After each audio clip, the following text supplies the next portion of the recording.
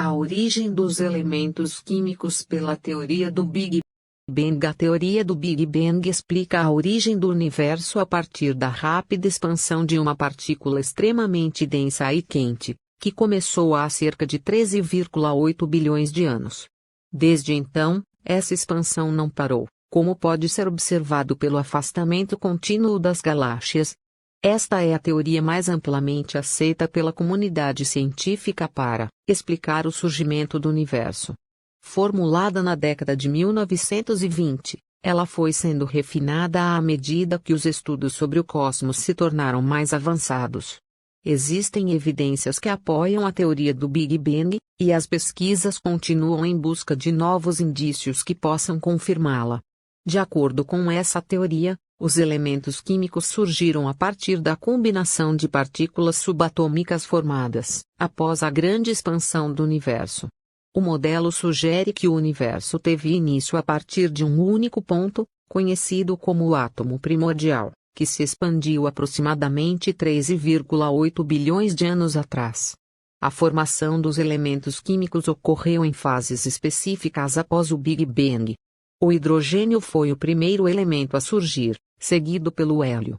Esses elementos mais leves se formaram nos primeiros minutos após o Big Bang, quando o universo ainda estava extremamente quente. Cerca de 380 mil anos depois do Big Bang, os elétrons começaram a se unir aos núcleos atômicos, formando os primeiros átomos. A proporção de elementos químicos como hidrogênio e hélio no universo é consistente com as previsões feitas pela teoria do Big Bang. Tabela periódica é uma organização sistemática dos elementos químicos com base em suas propriedades e números atômicos. Ela agrupa elementos com características semelhantes em colunas e apresenta uma ordem crescente de número atômico. A tabela facilita a compreensão das relações entre os elementos e suas propriedades químicas. A história da tabela periódica é uma jornada fascinante de descobertas químicas e organização científica. Ela começou a se formar no século XIX, à medida que os cientistas descobriram e identificaram novos elementos. Lei das Tríades. Johann Wolfgang Dobereiner, em 1817, identificou grupos de 3 elementos com propriedades semelhantes, conhecidos como tríades.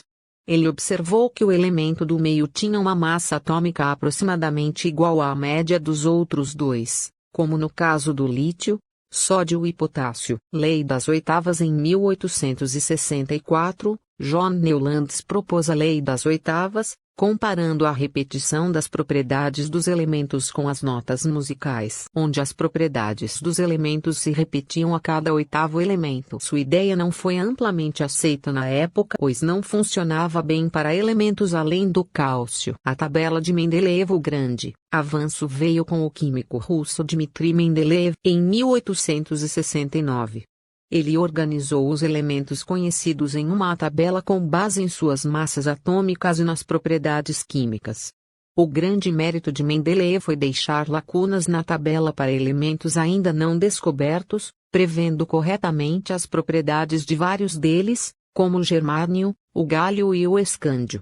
A tabela periódica de Mendeleev foi a primeira a ser amplamente reconhecida pela comunidade científica. Moseley. O número atômico. Em 1913, Henri Moseley corrigiu uma das falhas da tabela de Mendeleev ao organizar os elementos com base no número atômico, número de prótons no núcleo, em vez da massa atômica.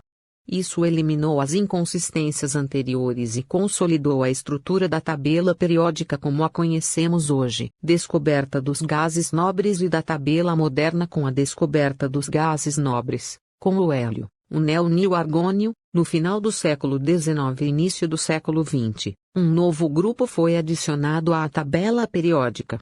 O modelo moderno da tabela periódica é amplamente baseado no trabalho de Glenn Seaborg, que em 1940 propôs a inclusão dos elementos transurânicos, aqueles com número atômico maior que 92. A tabela periódica continua a ser atualizada com a descoberta de novos elementos, especialmente os elementos superpesados, que são sintetizados em laboratórios. A tabela atual é organizada em períodos, linhas horizontais, e grupos, colunas verticais, refletindo a configuração eletrônica dos elementos e suas propriedades químicas.